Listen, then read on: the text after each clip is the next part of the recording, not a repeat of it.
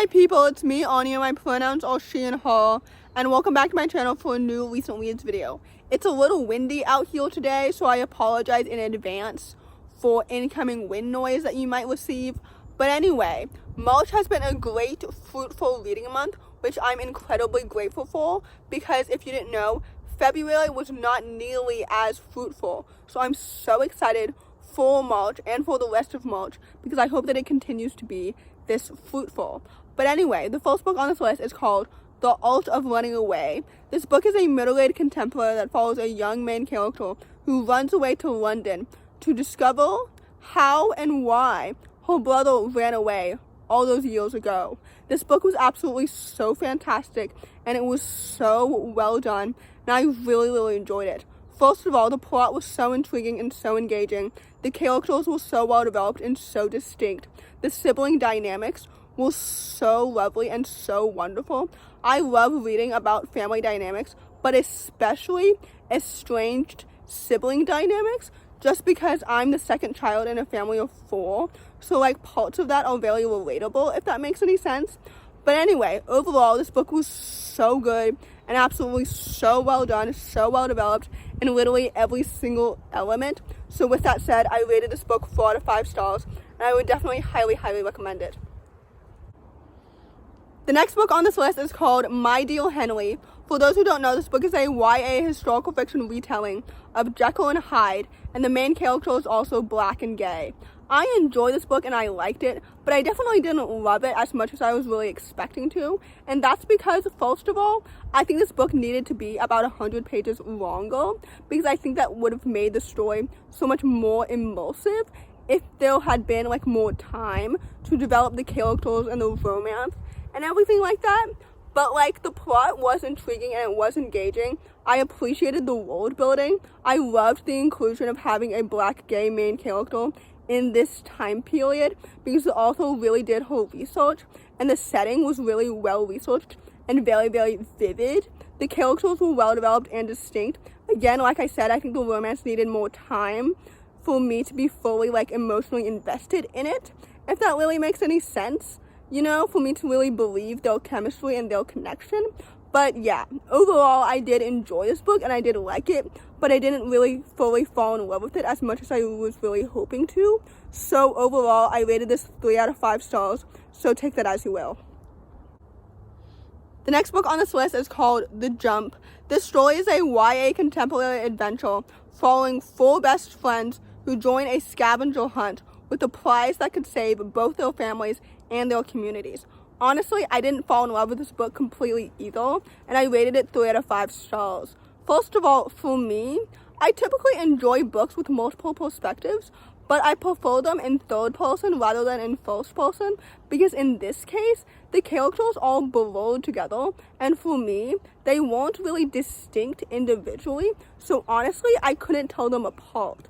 I do appreciate the queer and disability representation in them, but for me, like, I couldn't tell them apart. You know what I mean? The plot was intriguing and it was engaging, so I was intrigued by the scavenger hunt, but since I wasn't sold by the characters individually themselves, I couldn't really like fully immerse myself into the story. I don't know if that makes any sense overall, but anyway, overall, I rated this book 3 out of 5 stars.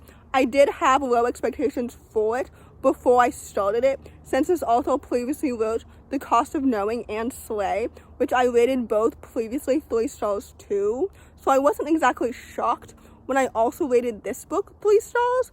But anyway, the point is, I digress. I didn't completely love this book as much as I could have, so take that as you will. The next book on this list is called What Stays Buried. This book is a middle-aged paranormal contemporary that follows a young main character who uses her ability to see ghosts to save missing children. I had really low expectations for this book because typically I'm not drawn to paranormal stories, and second of all, I've never read anything before by this author, so I had no idea what to expect. But honestly, I really enjoyed it, and I ended up rating it 4 out of 5 stars. The plot was so intriguing and so engaging. The characters were so well developed and so distinct. The family dynamics were very authentic and very well done. The ghosts, as well as the world building, were so atmospheric and really so inventive, and I just really enjoyed this book. The friendships were so lovely and so wonderful. This book is so good.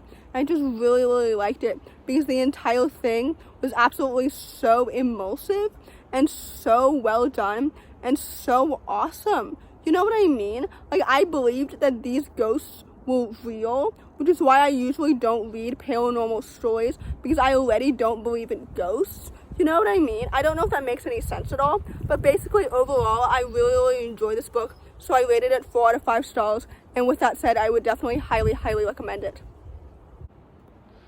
The last book on this list, and certainly not the least, is called Chloe and the Kaishao Boys. This book is a YA contemporary following a young Filipino Chinese main character whose father sets her up on a marathon of arranged dates in the hopes of keeping her close to home for college. This book was really good, and I really enjoyed it.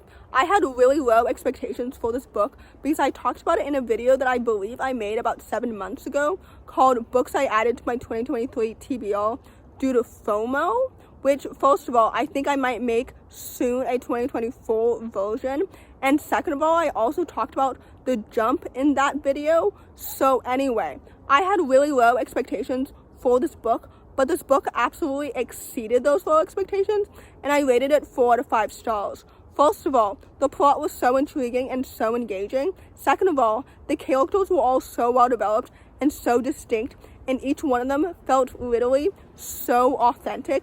The family dynamics were so wonderful and so lovely. The romance was so cute and absolutely so adorable.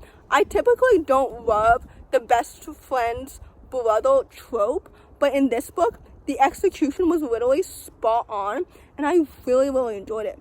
Anyway, overall, this book was really good, and I rated it 4 out of 5 stars. So with that said, I would definitely highly recommend it. So in conclusion, like I mentioned earlier, March has been a really great, successful, fruitful reading month, and I hope that it continues to be. So if you enjoyed this video, please don't hesitate to give it a big thumbs up. Comment down below the pencil emoji if you made it all the way to the end of the video. Thanks for watching. Subscribe to my channel if you're new, and I'll see you in my next video. Bye!